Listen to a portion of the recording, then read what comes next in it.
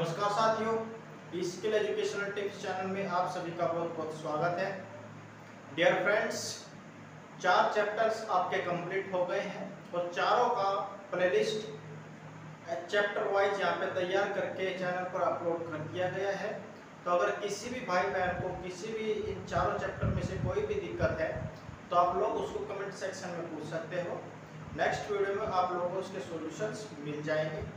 आज यहाँ पे हम आप लोगों के साथ नए जोश और नए उत्साह के साथ एक नया चैप्टर शुरू करने जा रहे हैं, जो है चैप्टर 5 और जिसका नाम है समांतर श्रेणी।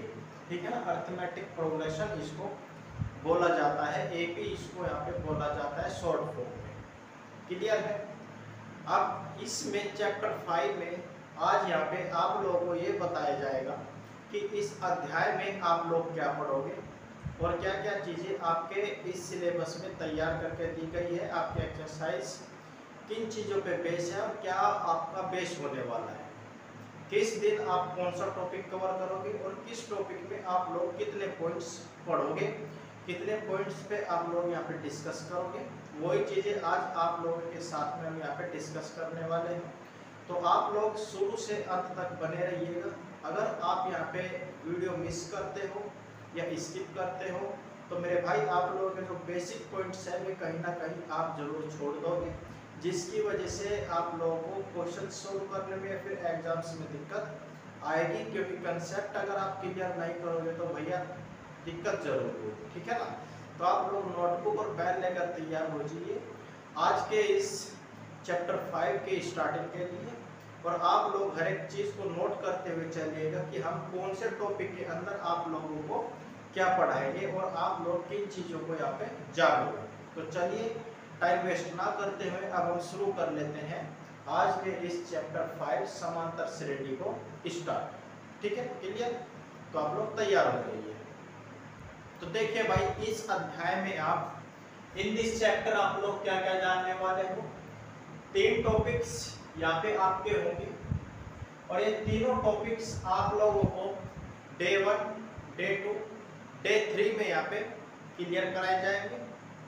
कहने का मतलब है कि डे 1 जो होगा उसमें आप लोगों को टॉपिक 1 क्लियर कराया जाएगा और जो डे 2 होगा आपका उसमें आप लोगों को टॉपिक 2 क्लियर कराया जाएगा। डे 3 में आप लोगों को टॉपिक 3 आप लोगों को इसका कराया जाएगा। क्लियर है? लेक्चर्स आप इनको बोल सकते हो, कोई दिक्कत नहीं है। अब देखिएगा मेरे भाई, इसमें आप लोगों को डे 1, डे 2, डे 3 यहाँ पे दिया गया है।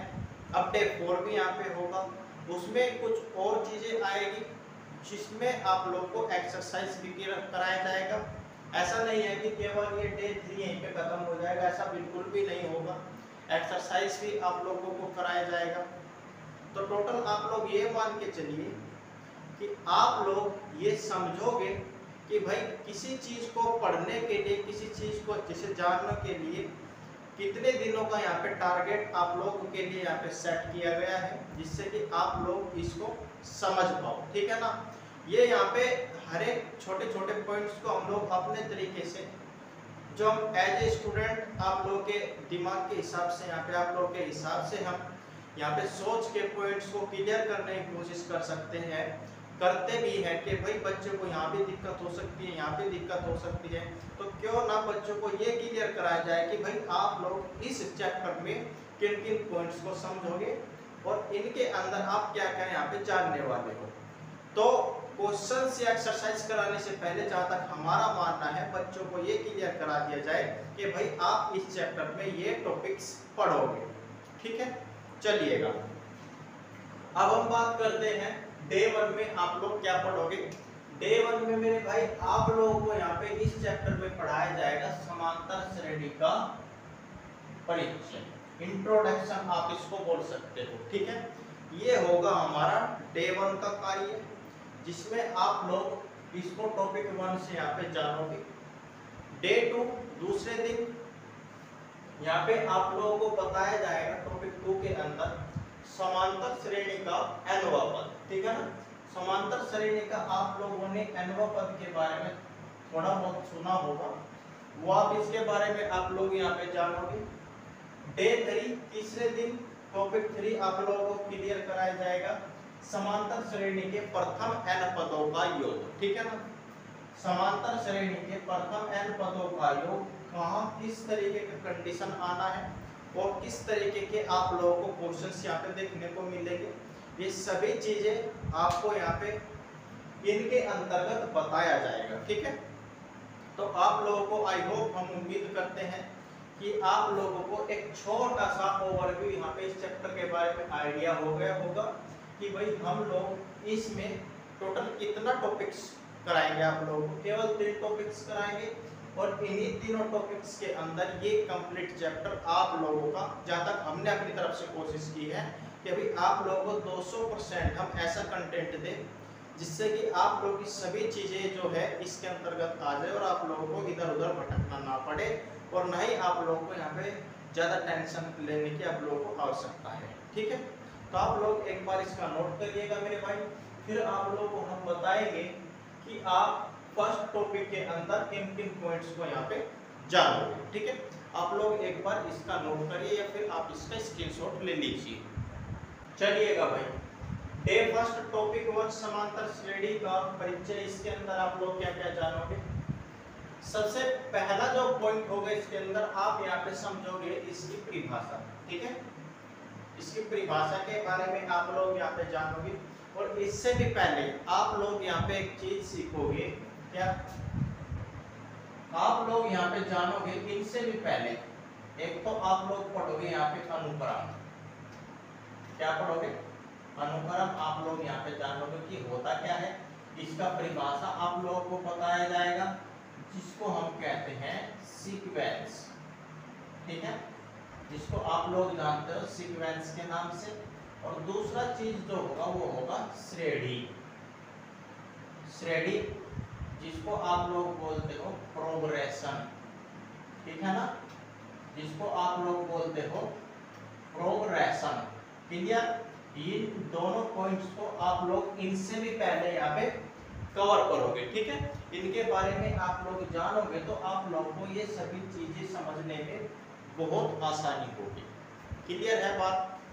चलिएगा, सेकंड पॉइंट इसके अंदर हो जाएगा टॉपिक 1 के, वो होगा परिमित तथा अपरिमित श्रेणी।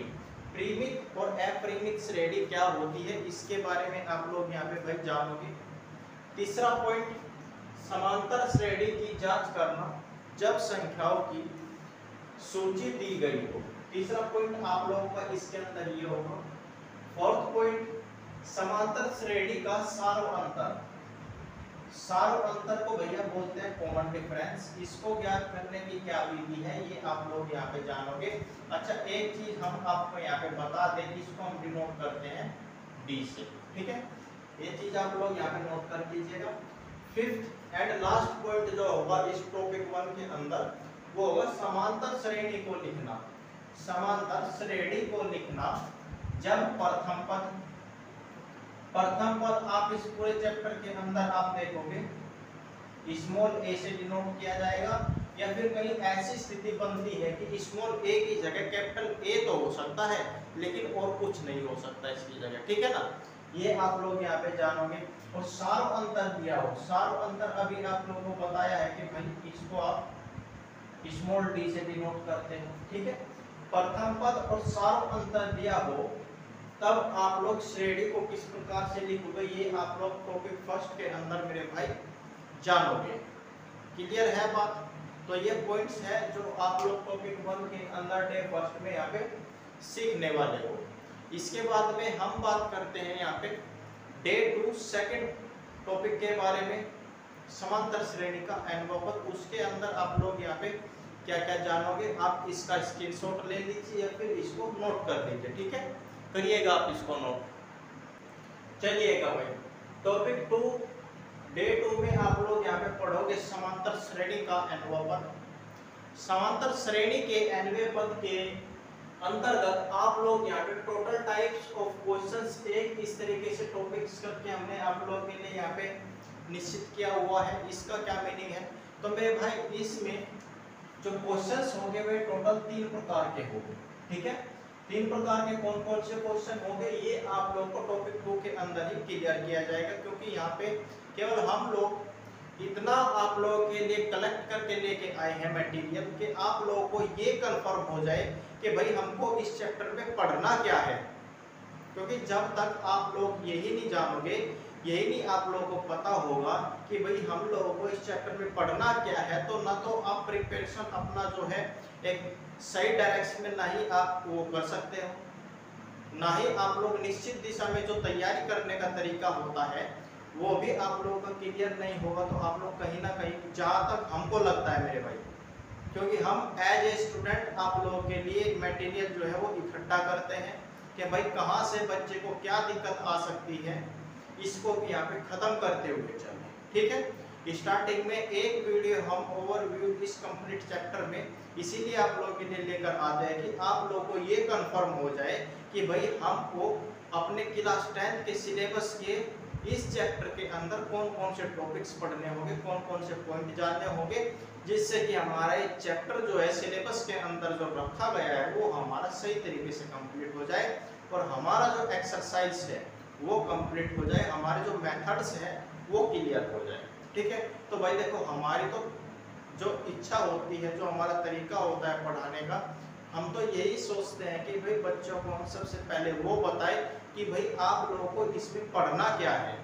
तो बच्चों का ना दिमाग क्या होता है कि एक तरीके से खुल जाता है, उसको ये चीजें दिमाग में बैठ जाती है कि हाँ भाई हमको ये चीजें पढ़नी है, तो उसका माइंड जो है ना सही तरीके से वर्क करने लगता है। ठीक है, अब टॉपिक 2 में आप लोग सेकंड पॉइंट पढ़ोगे, समांतर श्रेणी का अंत से एनवा पद। ठीक है ना, समांतर श्रेणी का अंत से एनवा पद, लास्ट से एनवा पद क्या होगा, ये आप लोग इस सेकंड पॉइंट में पढ़ोगे। तो टोटल मिला के यहाँ पे डे 2 में, टॉपिक 2 में आप लोग 2 पॉइंट्स के बारे में यहाँ पे डिस्कस करोगे।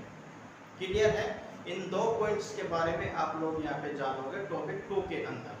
अब एक टॉपिक और बचता है हमारा जो है टॉपिक 3, आप लोग इसको नोट करिएगा, फिर यहाँ पे उसको भी आप लोगों को क्लियर कराते हैं। डे 3 टॉपिक 3 का जो यहाँ पे प्रोग्राम है, समांतर श्रेणी के प्रथम n पदों का योग। इसमें आप लोग यहाँ पे क्या क्या देखोगे, इसमें आप लोगों को सबसे पहले तो बताया जाएगा इसका सूत्र, फॉर्मूला क्या होता है वो आप यहाँ पे जानोगे इस डे 3 में। इसके बाद में जो समांतर श्रेणी के n पदों का योग है, समांतर श्रेणी के n पदों के योग पर आधारित विभिन्न प्रकार के प्रश्न आप यहाँ पे देखोगे।